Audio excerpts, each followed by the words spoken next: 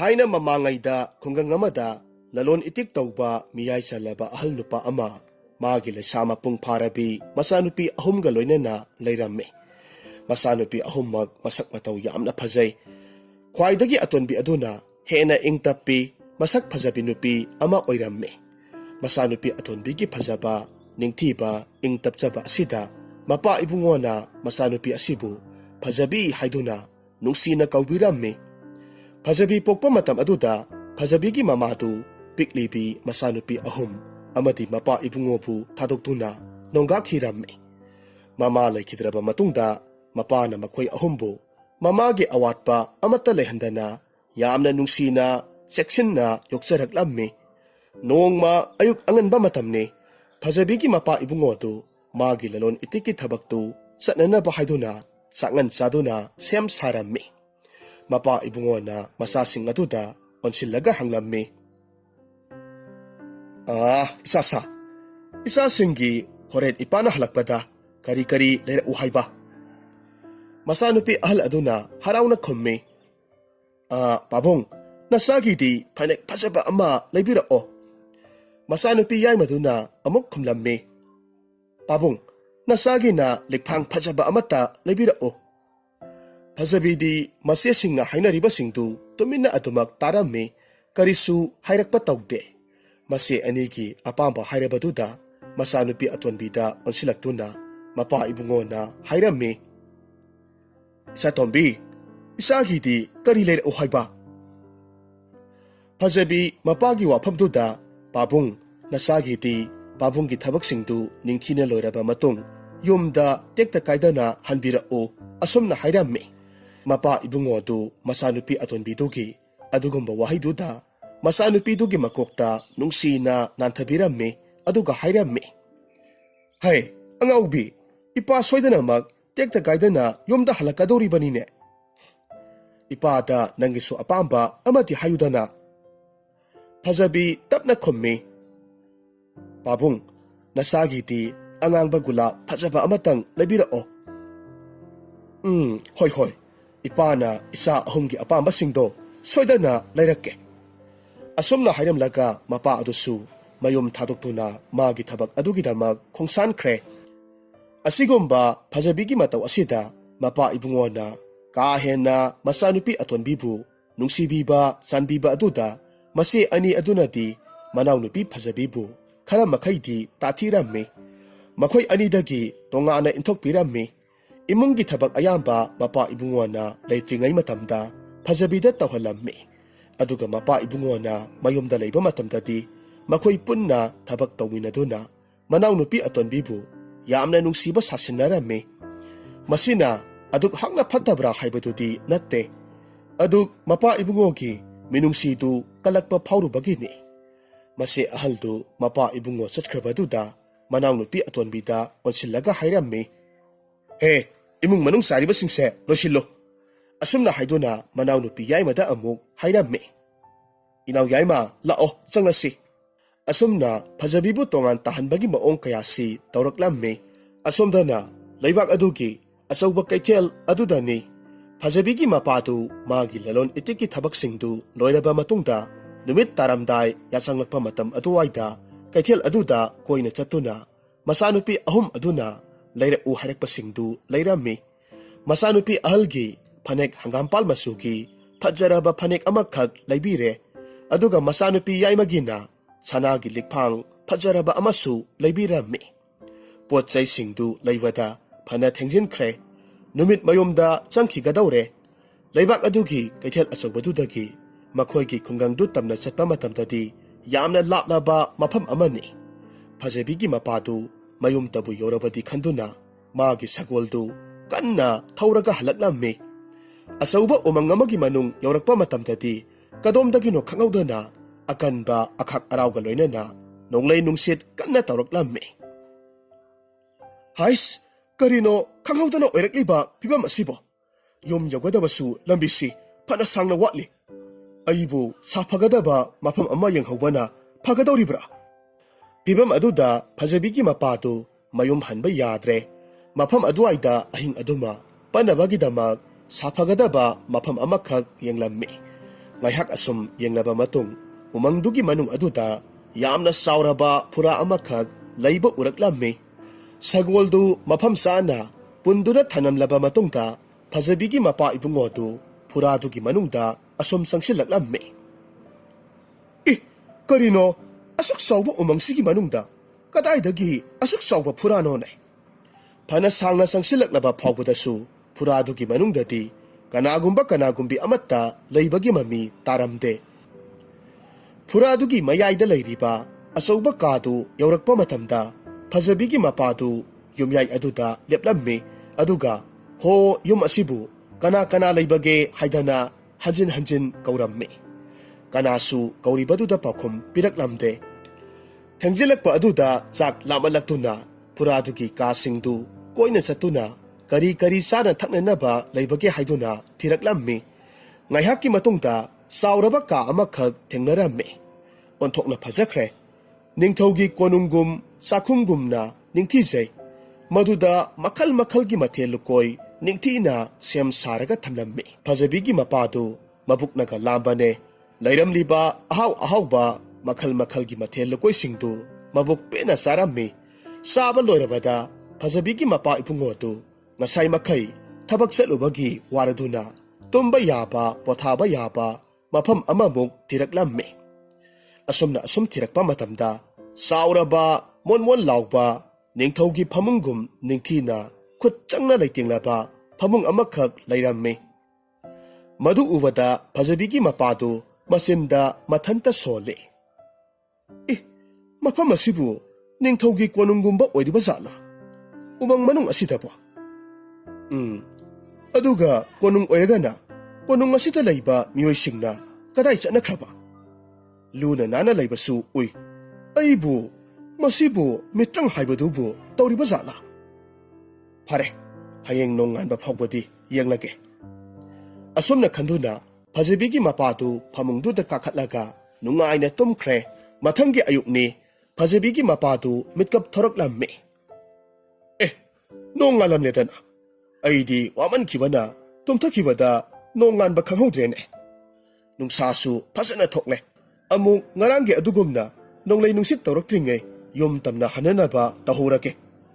Asumna khanduna phamungdagi hek kumtharakpa matamdadi ngarangi saksangka leiriba adomdagi karigumba manam nungsiba sana thaknanaba thong thakpagi manam namlaklammi.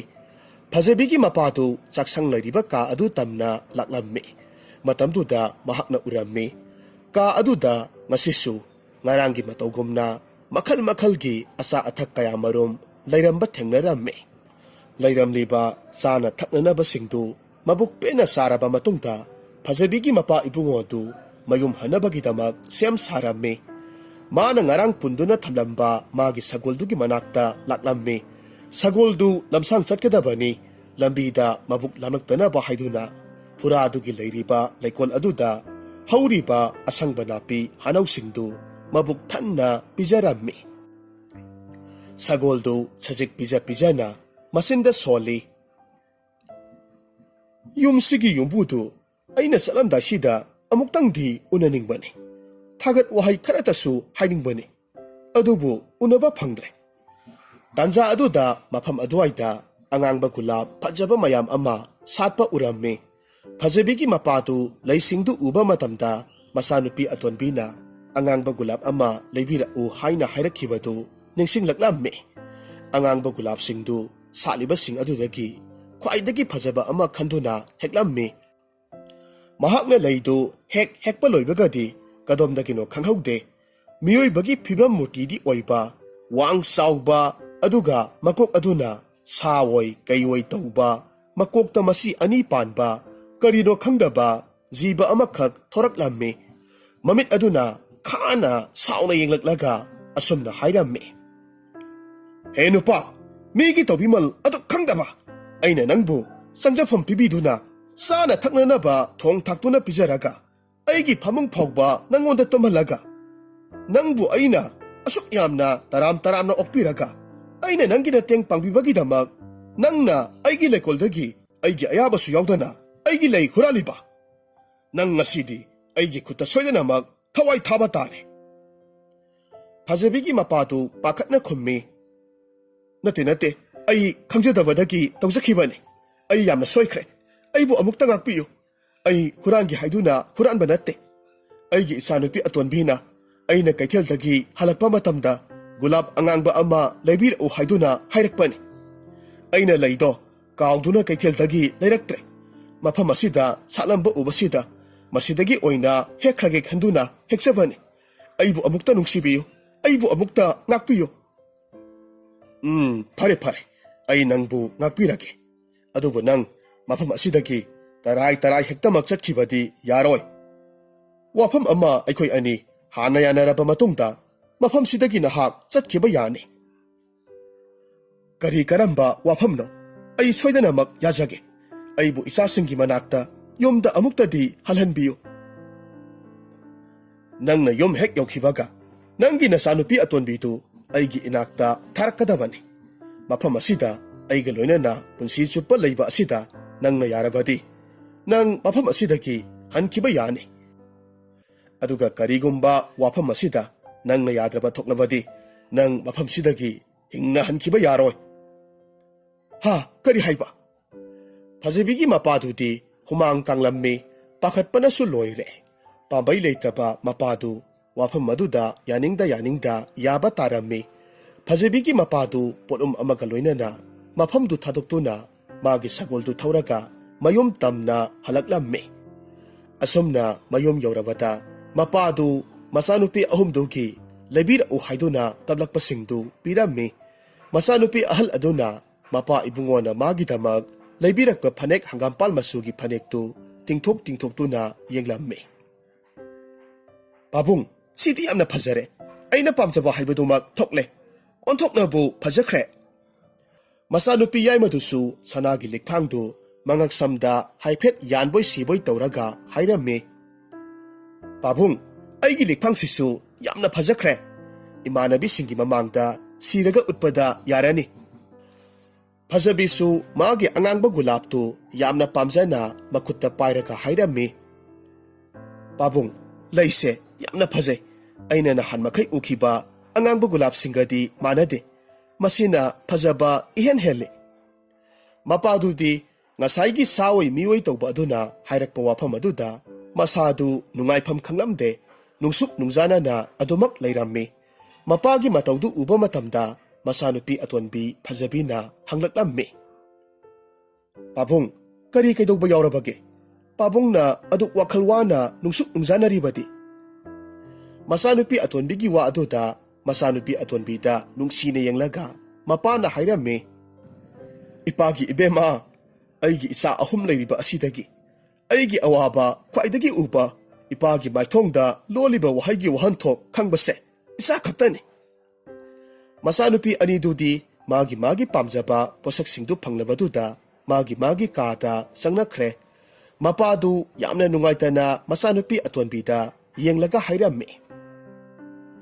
ꯏꯄꯥꯕꯨ ꯋꯥꯐꯝꯁꯤ ꯀꯔꯝꯅ ꯇꯝꯅꯁꯤꯒꯦ? ꯐꯖꯕꯤ ꯃꯄꯥꯕꯨꯡꯕꯨ ꯊꯦꯝꯖꯤꯟꯗꯨꯅ ꯈꯨꯝꯂꯛꯂꯝꯃꯤ. ꯀꯔꯤ ꯋꯥꯐꯝꯅꯣ? ꯄꯥꯕꯨꯡꯕꯨ ꯑꯁꯨꯛ ꯅꯨꯡꯉꯥꯏꯍꯟꯗ꯭ꯔꯤꯕ ꯋꯥꯐꯝ ꯑꯗꯨꯕꯣ? ꯅꯆꯥꯗ ꯍꯥꯏꯕꯤꯌꯨ. ꯅꯆꯥꯅ ꯄꯥꯕꯨꯡꯒꯤꯗꯃꯛ ꯇꯧꯕ ꯉꯝꯕ ꯑꯣꯏꯔꯕꯗꯤ ꯅꯆꯥꯅ ꯁꯣꯏꯗꯅꯃꯛ ꯇꯧꯖꯒꯦ. ꯄꯥꯕꯨꯡꯒꯤ ꯑꯋꯥꯕ ꯀꯣꯛꯍꯟꯕ ꯉꯝꯖꯕ ꯑꯣꯏꯖꯒꯦ. ꯃꯄꯥꯗꯨ ꯃꯃꯤꯠꯇ ꯃꯄꯤ ꯏꯔꯥ ꯁꯦꯟꯗꯨꯅ ꯍꯥꯏꯔꯛꯈꯤ. ꯏꯄꯥꯒꯤ ꯏꯕꯦꯝꯃ, ꯀꯔꯝꯕ ꯃꯄꯥꯅꯕꯨ ꯃꯆꯥꯅꯨꯄꯤꯕꯨ ꯑꯋꯥꯐꯝꯗ ꯇꯥꯍꯟꯅꯤꯡꯒꯗꯒꯦ? ꯏꯄꯥꯕꯨ ꯀꯔꯤ ꯍꯥꯏꯔꯁꯤꯒꯦ? ꯄꯥꯕꯨꯡꯅ ꯅꯆꯥꯁꯤꯡꯕꯨ ꯏꯃꯥ ꯌꯥꯎꯗꯅ ꯏꯃꯥꯒꯤ ꯑꯋꯥꯠꯄ ꯈꯪꯍꯟꯗꯅ ꯉꯁꯤꯒꯤ ꯐꯤꯕꯝꯁꯦ ꯃꯁꯤ ꯐꯥꯎꯕ ꯌꯧꯍꯟꯕꯤꯔꯛꯄꯅꯤ. ꯀꯔꯝꯕ ꯃꯇꯝꯗ ꯏꯄꯥꯒꯤ ꯂꯃꯟ ꯁꯤꯡꯕ ꯉꯝꯒꯗꯒꯦ ꯈꯟꯗꯨꯅ ꯂꯩꯖꯔꯝꯂꯤꯕꯅꯤ. ꯏꯄꯥꯕꯨ ꯑꯋꯥꯐꯝꯗꯒꯤ ꯀꯟꯕ ꯉꯝꯂꯕꯗꯤ ꯅꯆꯥꯗꯤ ꯄꯣꯛꯄꯒꯤ ꯃꯍꯩ ꯌꯥꯜꯂꯦ.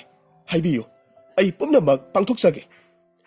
ꯃꯁꯤꯗꯒꯤ ꯃꯄꯥ ꯑꯗꯨꯅ ꯀꯩꯊꯦꯜꯗꯒꯤ ꯍꯜꯂꯛꯄ ꯃꯇꯝꯗ ꯊꯣꯛꯈꯤꯕ ꯊꯧꯗꯣꯛꯁꯤꯡ, ꯐꯨꯔꯥ ꯑꯃ ꯊꯦꯡꯅꯈꯤꯕ, ꯐꯨꯔꯥꯗꯨꯒꯤ ꯃꯅꯨꯡꯗ ꯊꯦꯡꯅꯔꯛꯈꯤꯕ, ꯃꯥꯅ ꯂꯩꯗꯨꯕꯨ ꯍꯦꯛꯂꯨꯕ ꯃꯤꯑꯣꯏ ꯁꯥꯑꯣꯏ ꯇꯧꯕ ꯖꯤꯕ ꯑꯗꯨ ꯊꯣꯔꯛꯂꯒ ꯃꯉꯣꯟꯗ ꯍꯥꯏꯔꯛꯈꯤꯕ ꯋꯥꯐꯝ ꯄꯨꯝꯅꯃꯛ ꯇꯝꯂꯝꯃꯤ.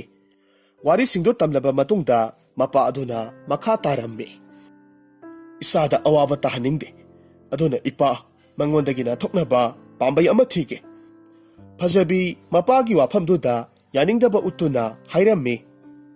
ꯄꯥꯕꯨꯡ ꯅꯠꯇꯦ, ꯄꯥꯕꯨꯡꯅ ꯍꯥꯏꯗꯣꯛꯈꯤꯕ ꯋꯥꯁꯛꯇꯨ ꯅꯆꯥ ꯑꯩꯅ ꯁꯣꯏꯗꯅꯃꯛ ꯉꯥꯛꯆꯒꯅꯤ, ꯄꯨꯝꯅꯃꯛ ꯑꯩꯒꯤ ꯃꯔꯝꯒꯤꯅꯤ꯫ ꯑꯩꯅ ꯂꯩꯁꯤ ꯄꯨꯕꯤꯔꯛꯅꯕ ꯍꯥꯏꯖꯔꯨꯕꯗꯒꯤ ꯊꯣꯛꯈꯤꯕ ꯊꯧꯗꯣꯛ ꯉꯥꯛꯇꯅꯤ꯫ ꯑꯩꯅ ꯁꯣꯏꯗꯅꯃꯛ ꯄꯥꯕꯨꯡꯒꯤ ꯋꯥꯁꯛꯇꯣ ꯉꯥꯛꯀꯅꯤ꯫ ꯑꯩ ꯐꯨꯔꯥ ꯑꯗꯨꯗ ꯆꯠꯀꯦ꯫ ꯄꯥꯕꯨꯡ, ꯅꯆꯥꯒꯤꯗꯃꯛ ꯀꯔꯤꯁꯨ ꯈꯟꯕꯤꯒꯅꯨ, ꯅꯨꯡꯉꯥꯏꯅ ꯏꯆꯦꯁꯤꯡꯒ ꯂꯣꯏꯅꯅ ꯂꯩꯕꯤꯔꯝꯃꯨ꯫ ꯃꯄꯥꯗꯨ ꯃꯆꯥꯅꯨꯄꯤ ꯑꯇꯣꯟꯕꯤꯒꯤ ꯋꯥꯐꯝꯗꯨ ꯌꯥꯅꯤꯡꯂꯝꯗꯦ, ꯑꯗꯨꯕꯨ ꯃꯆꯥꯅꯨꯄꯤꯅ ꯍꯥꯏꯖꯃꯟꯕ ꯑꯗꯨꯗ ꯄꯥꯝꯕꯩ ꯂꯩꯇꯕꯗꯒꯤ ꯃꯆꯥꯅꯨꯄꯤ ꯑꯇꯣꯟꯕꯤ ꯇꯅꯧ ꯇꯅꯧꯔꯤꯕꯤ ꯂꯩꯁꯥꯕꯤ ꯃꯆꯥ ꯑꯗꯨꯕꯨ ꯍꯤꯡꯆꯥꯕꯒꯤ ꯁꯛꯇꯝ ꯑꯣꯏꯔꯕ ꯁꯥꯑꯣꯏ ꯃꯤꯑꯣꯏ ꯇꯧꯕ ꯖꯤꯕꯗꯨꯒꯤ ꯃꯅꯥꯛꯇ ꯊꯤꯟꯕ ꯇꯥꯔꯝꯃꯤ꯫ ꯑꯁꯨꯝꯅ ꯐꯖꯕꯤ ꯃꯄꯥ ꯏꯕꯨꯡꯉꯣꯅ ꯃꯥꯒꯤ ꯁꯒꯣꯜ ꯑꯗꯨꯗ ꯍꯥꯞꯇꯨꯅ ꯎꯃꯪꯗꯨꯒꯤ ꯃꯅꯨꯡꯗ ꯂꯩꯍꯧꯔꯤꯕ ꯐꯨꯔꯥꯗꯨ ꯇꯝꯅ ꯊꯤꯜꯂꯛꯂꯝꯃꯤ꯫ ꯐꯨꯔꯥ ꯑꯗꯨꯒꯤ ꯃꯅꯥꯛ ꯌꯧꯔꯕꯗ ꯃꯆꯥꯅꯨꯄꯤ ꯑꯇꯣꯝꯕꯤ ꯐꯖꯕꯤꯕꯨ ꯐꯨꯔꯥ ꯑꯗꯨꯗ ꯊꯅꯝꯂꯒ ꯍꯟꯈ꯭ꯔꯦ꯫ ꯑꯍꯥꯟꯕꯗꯗꯤ ꯐꯖꯕꯤ ꯁꯥꯑꯣꯏ ꯃꯤꯑꯣꯏ ꯇꯧꯕ ꯖꯤꯕꯗꯨꯒꯤ ꯃꯁꯛ ꯃꯑꯣꯡ ꯃꯇꯧ ꯑꯗꯨꯗ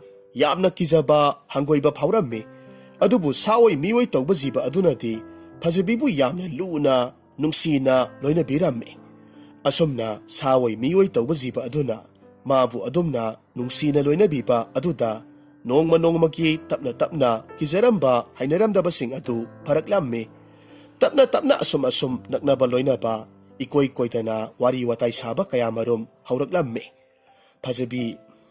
ꯐꯖꯕꯤꯅ ꯃꯥꯒꯤ ꯋꯥꯈꯜꯗ ꯈꯜꯂꯤ, ꯃꯁꯤꯒꯤ ꯁꯥꯑꯣꯏ ꯃꯤꯑꯣꯏ ꯇꯧꯕ ꯖꯤꯕ ꯑꯁꯤꯕꯨ ꯃꯁꯛꯁꯤ ꯑꯀꯤꯕ ꯐꯪꯂꯕꯁꯨ ꯌꯥꯝꯅ ꯐꯕ ꯊꯋꯥꯏ ꯑꯃꯗꯤ ꯑꯣꯏꯔꯤꯅꯦ꯫ ꯑꯩꯕꯨꯁꯨ ꯃꯥꯅ ꯌꯥꯝꯅ ꯂꯨꯅ ꯅꯨꯡꯁꯤꯅ ꯊꯝꯕꯤ, ꯁꯣꯏꯗꯅ ꯑꯐꯕ ꯖꯤꯕ ꯑꯣꯏꯅꯤꯌꯦ꯫ ꯑꯁꯨꯝꯅ ꯐꯖꯕꯤ ꯑꯌꯨꯛ ꯅꯨꯡꯊꯤꯜꯒꯤ ꯃꯇꯝꯗꯅ ꯐꯨꯔꯥꯗꯨꯒꯤ ꯐꯖꯔꯕ ꯂꯩꯀꯣꯜ ꯑꯗꯨꯗ ꯃꯅꯤꯡ ꯇꯝꯅ ꯁꯥꯟꯅꯔꯝꯃꯤ꯫ ꯅꯨꯃꯤꯗꯥꯡꯒꯤ ꯃꯇꯝꯗꯅ ꯐꯤꯁꯥ ꯂꯣꯟꯁꯥ ꯀꯌꯥꯃꯔꯨꯝ ꯇꯧꯔꯒ ꯐꯖꯕ ꯃꯌꯦꯛ ꯀꯌꯥꯃꯔꯨꯝ, ꯂꯩꯁꯨ ꯀꯌꯥꯃꯔꯨꯝ, ꯌꯦꯇꯨꯝ ꯂꯪꯅ ꯐꯤꯗ ꯂꯣꯟꯕ ꯍꯛꯄ ꯀꯌꯥꯃꯔꯨꯝ ꯇꯧꯔꯝꯃꯤ꯫ ꯃꯥꯅ ꯑꯗꯨꯝꯅ ꯇꯧꯔꯤꯕꯁꯤꯡ ꯑꯗꯨ ꯃꯥꯒꯤ ꯃꯅꯥꯛꯇ ꯁꯥꯑꯣꯏ ꯃꯤꯑꯣꯏ ꯇꯧꯕ ꯖꯤꯕ ꯑꯗꯨꯅ ꯑꯗꯨꯃꯛ ꯁꯦꯟꯅꯔꯒ ꯁꯪꯂꯒ ꯂꯩꯔꯝꯃꯤ, ꯑꯋꯥꯠ ꯑꯄꯥ ꯌꯦꯡꯁꯤꯟꯕꯤꯔꯝꯃꯤ꯫ ꯅꯣꯡꯃ ꯍꯧꯈꯤ, ꯅꯤꯅꯤ ꯍꯧꯈꯤ, ꯐꯅ ꯀꯨꯏꯁꯤꯜꯂꯛꯂꯝꯃꯤ꯫ ꯅꯣꯡꯃꯗꯤ ꯃꯈꯣꯏ ꯑꯅꯤ ꯐꯨꯔꯥꯗꯨꯒꯤ ꯃꯃꯥꯡꯗ ꯂꯩꯔꯤꯕ ꯂꯩꯀꯣꯜ ꯑꯗꯨꯗ ꯂꯩꯔꯤꯉꯩ ꯃꯇꯝꯗ ꯁꯥꯑꯣꯏ ꯃꯤꯑꯣꯏ ꯇꯧꯕ ꯖꯤꯕ ꯑꯗꯨꯅ ꯐꯖꯕꯤꯗ ꯑꯁꯨꯝꯅ ꯍꯥꯏꯔꯝꯃꯤ,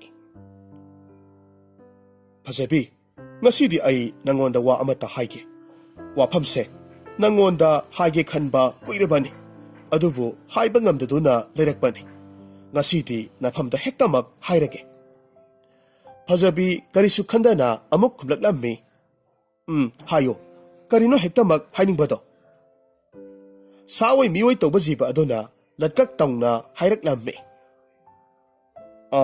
ꯅꯪꯒ ꯑꯩꯒ ꯂꯨꯍꯣꯡꯉꯁꯤ, ꯅꯪ ꯑꯩꯒꯤ ꯅꯨꯄꯤ ꯑꯣꯏꯕꯤꯔꯣ꯫ ꯐꯖꯕꯤꯗꯤ ꯁꯥꯑꯣꯏ ꯃꯤꯑꯣꯏ ꯇꯧꯕ ꯖꯤꯕꯗꯨꯒꯤ ꯑꯗꯨꯒꯨꯝꯕ ꯋꯥ ꯑꯗꯨꯗ ꯉꯛꯄ ꯐꯥꯎꯔꯝꯃꯤ꯫ ꯅꯣꯡꯃꯇ ꯃꯈꯣꯏ ꯑꯅꯤ ꯏꯆꯝ ꯆꯝꯅ ꯂꯩꯃꯤꯟꯅꯕꯗꯒꯤ ꯍꯦꯟꯅ ꯑꯗꯨꯒꯨꯝꯕ ꯋꯥꯈꯜ ꯈꯟꯈꯤꯕ ꯂꯩꯇꯦ꯫ ꯑꯗꯨꯒꯤꯁꯨ ꯃꯊꯛꯇ ꯀꯔꯤ ꯖꯤꯕꯅꯣ, ꯁꯥꯔ ꯃꯤꯔ ꯍꯥꯏꯕꯁꯨ ꯈꯪꯗꯕ ꯖꯤꯕ ꯑꯗꯨꯗ ꯂꯨꯍꯣꯡꯕ ꯌꯨꯝ ꯄꯥꯟꯕ ꯍꯥꯏꯕ ꯋꯥꯗꯨ ꯐꯖꯕꯤ ꯇꯁꯦꯡꯅ ꯄꯥꯝꯂꯝꯗꯦ꯫ ꯐꯖꯕꯤ ꯌꯥꯝꯅ ꯇꯞꯅ ꯃꯣꯡ ꯍꯥꯗꯅ ꯈꯨꯝꯂꯝꯃꯤ,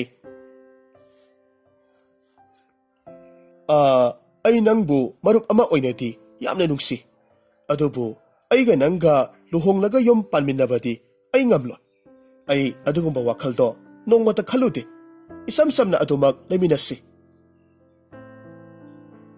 ꯐꯔꯦ ꯐꯔꯦ, ꯑꯩ ꯅꯪꯉꯣꯟꯗ ꯅꯝꯍꯥ ꯇꯧꯗꯨꯅ ꯅꯪꯒꯤ ꯄꯥꯝꯗꯕ ꯊꯕꯛꯇꯣ ꯀꯔꯤꯁꯨ ꯇꯧꯔꯣꯏ꯫ ꯐꯔꯦ ꯐꯔꯦ, ꯅꯪꯒꯤ ꯑꯄꯥꯝꯕꯗꯨꯗ ꯏꯕꯥꯅꯤ ꯑꯗꯨꯃꯛ ꯂꯣꯏꯅꯔꯁꯤ꯫ ꯑꯁꯨꯝꯅ ꯃꯇꯝ ꯈꯔ ꯍꯧꯈ꯭ꯔꯦ꯫ ꯐꯖꯕꯤ ꯃꯌꯨꯝ ꯀꯨꯏꯅ ꯊꯥꯗꯣꯔꯛꯄꯗꯒꯤ ꯃꯄꯥ ꯑꯃꯗꯤ ꯃꯆꯦ ꯑꯅꯤꯕꯨ ꯌꯥꯝꯅ ꯎꯅꯤꯡꯂꯛꯂꯝꯃꯤ, ꯃꯈꯣꯏꯕꯨ ꯌꯥꯝꯅ ꯅꯤꯡꯁꯤꯡꯂꯛꯂꯝꯃꯤ꯫ ꯃꯁꯤ ꯈꯨꯗꯤꯡ ꯎꯪꯂꯒ ꯐꯝꯂꯒ ꯃꯄꯥ ꯑꯃꯗꯤ ꯃꯆꯦ ꯑꯅꯤꯕꯨ ꯅꯤꯡꯁꯤꯡꯂꯒ ꯂꯩꯔꯝꯃꯤ꯫ ꯑꯁꯨꯝꯅ ꯐꯖꯕꯤꯅ ꯑꯁꯨꯝ ꯂꯩꯕ ꯑꯁꯤ ꯃꯤꯑꯣꯏ ꯁꯥꯑꯣꯏ ꯇꯧꯕ ꯖꯤꯕ ꯑꯗꯨꯁꯨ ꯈꯪꯂꯝꯃꯤ꯫ ꯅꯣꯡꯃ ꯐꯖꯕꯤꯒꯤ ꯃꯇꯧ ꯑꯗꯨꯗ ꯅꯨꯡꯉꯥꯏꯇꯕꯗꯒꯤ ꯁꯛꯌꯦꯡ ꯃꯤꯡꯁꯦꯜ ꯃꯆꯥ ꯑꯃꯈꯛ ꯄꯤꯔꯒ ꯍꯥꯏꯔꯛꯈꯤ, ꯑꯩ ꯈꯪꯏ, ꯅꯪꯅ ꯅꯪꯒꯤ ꯄꯥꯕꯨꯡ ꯑꯃꯗꯤ ꯅꯆꯦꯁꯤꯡꯕꯨ ꯌꯥꯝꯅ ꯅꯤꯡꯁꯤꯡꯉꯤ ꯍꯥꯏꯕꯁꯦ ꯑꯩ ꯈꯪꯏ꯫ ꯁꯦ, ꯃꯁꯤꯒꯤ ꯃꯤꯡꯁꯦꯜꯁꯦ ꯂꯧꯁꯤꯜꯂꯨ꯫ ꯃꯁꯤ ꯑꯆꯝꯕ ꯃꯤꯡꯁꯦꯜ ꯅꯠꯇꯦ꯫ ꯃꯤꯡꯁꯦꯜ ꯑꯁꯤꯗ ꯅꯪꯅ ꯌꯦꯡꯕ ꯃꯇꯝꯗ ꯅꯪꯒꯤ ꯄꯥꯕꯨꯡ ꯑꯃꯗꯤ ꯅꯪꯒꯤ ꯅꯆꯦ ꯑꯅꯤꯗꯣ ꯁꯣꯏꯗꯅꯃꯛ ꯎꯕ ꯐꯪꯅꯤ꯫ ꯃꯈꯣꯏꯅ ꯀꯔꯝꯅ ꯂꯩꯔꯤ ꯍꯥꯏꯕꯗꯣ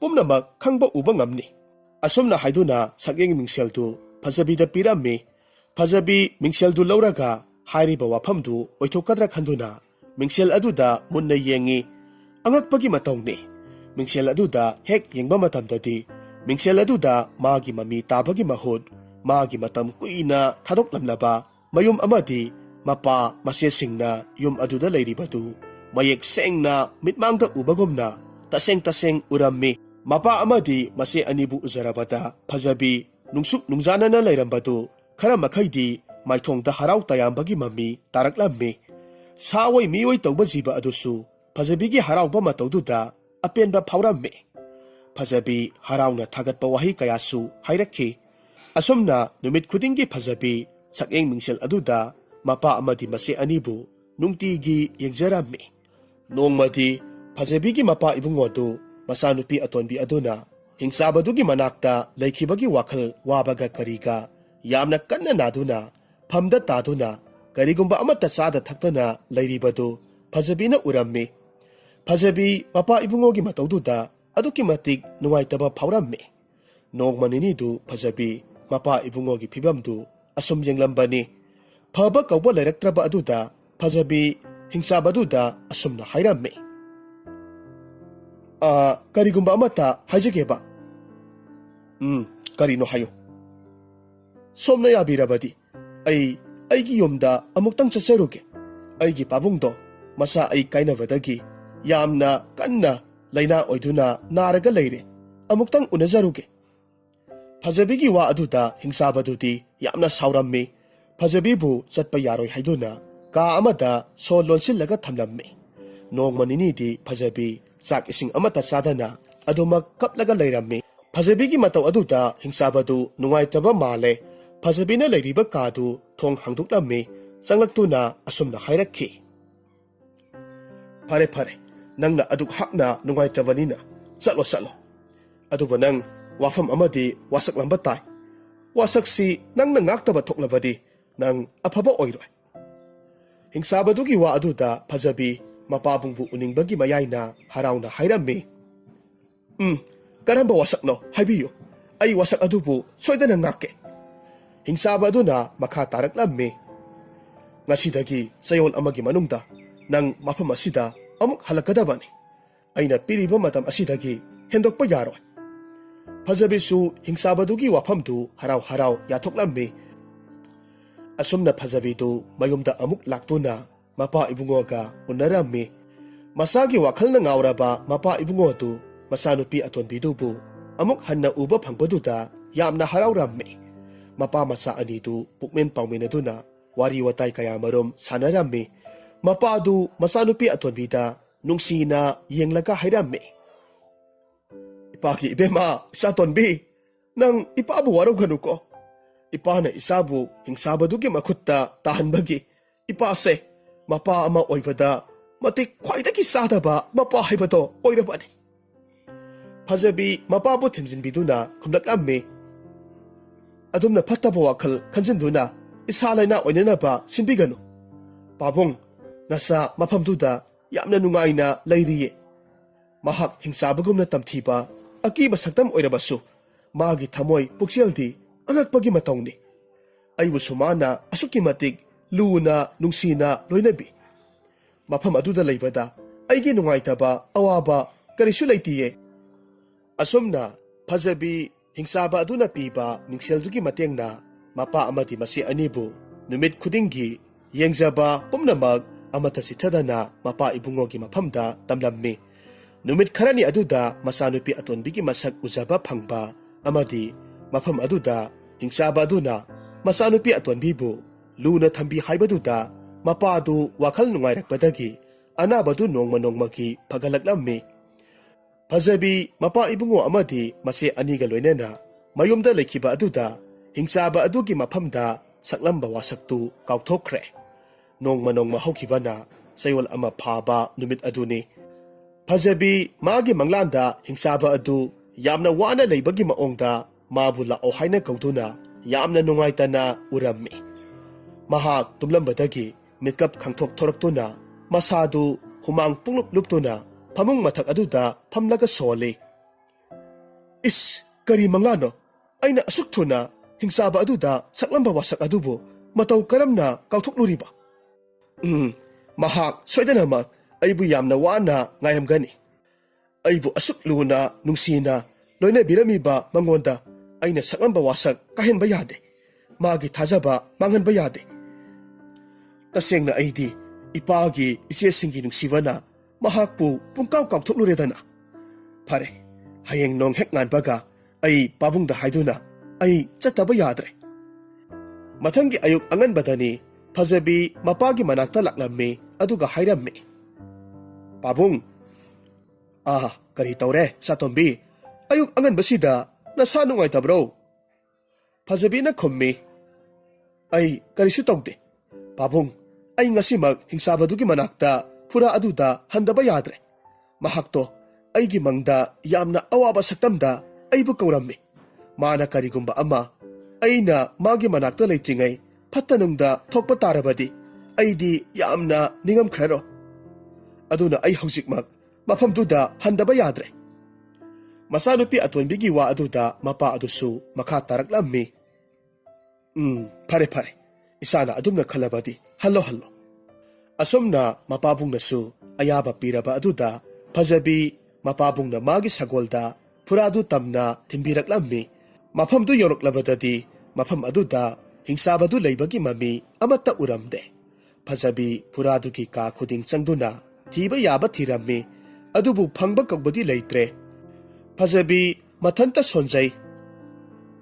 Karino tawriba mataw asibo. Aina nangbu mafam kadaida thirugadawribano. Nangna haikhiba chayol adudagi nongma chontharaga lai haibagidamag aibu warawduna lolibra. Natragana phattanungda thokrabara. Nate, nang adum na tawpa yaro.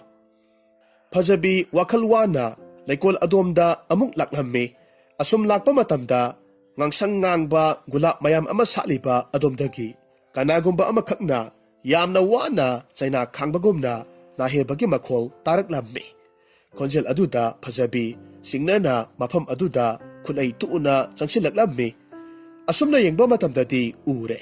Hingsabadu laimarak aduda Wakal mangduna laymayda taraga layrambadu thengnarami. Fajabi konglay thuna changsilaklammi aduga tapna hingsabadugi nakanda phamtharami. Mamittagi mapitana hairammi. Aina nanggi wasak ngakte haiduna nang aibu warawribro.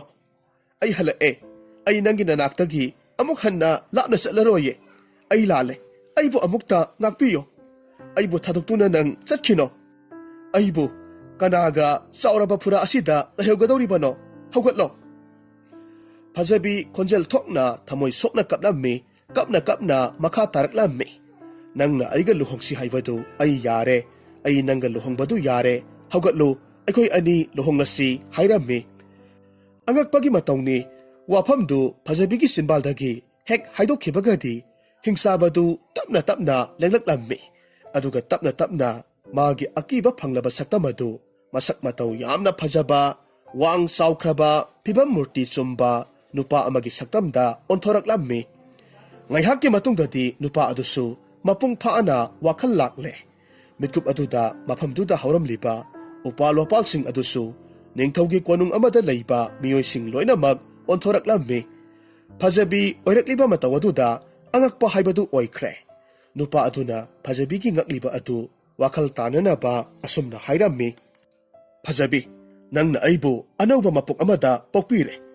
Ngakano ay kwanung ngasigi Rajkumarni. Phatrabi laiwatinwa sanabi amaibi amana aibu sap sonduna aibu akiba phanglaba saktam aduda olhallamani. Aduga aigi kwanung asida lairiba miyoy pumnamag upalwapalsing loinamag olhallamlibani. Magi sapna pumnamakse oirambani. Karigumba kanagumbi amana aigi inakta laktuna aigi akiba phanglaba saktam adubu nungsiduna aigi luhongba yarakpa matam aduda sa pumnamak kokani haina haibirammi. Maramasina aina akiba phanglaba saktam aduda lairambani.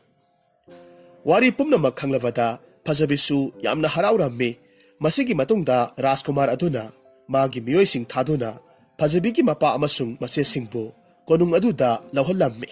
Aduga wafam pumnamak tamlammi. Makoy mayamdu harauba nungayba na pungthan thankre.